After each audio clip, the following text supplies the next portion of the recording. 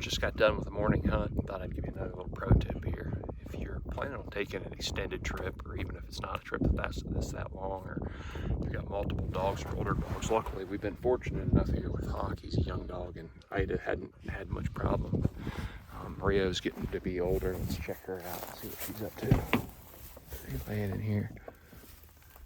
But if you're going to go on an extended trip, it's a good idea to check in with your vet beforehand, tell them your plans, and kind of let them know what you're going to be up to. And then what we always do is we ask the vet to give us a script of carprofen or Rimadyl. We do that preemptively. None of the dogs are on this right now. A lot of older dogs will be on this. It's an anti-inflammatory.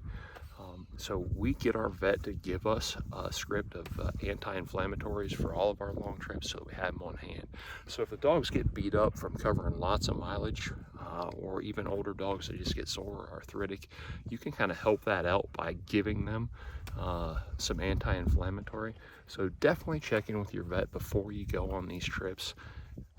Ask them if they'll give you some anti-inflammatories. Generally those are, like I said, this is carprofen, but Rimadyl is another one, and there may be some additional ones they could prescribe.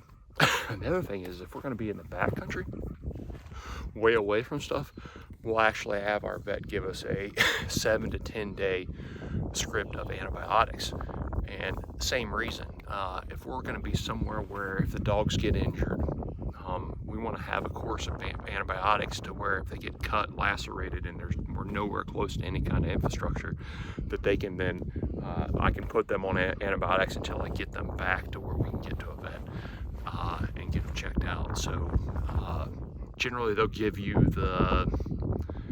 I think the vet version of tetracycline or amoxicillin.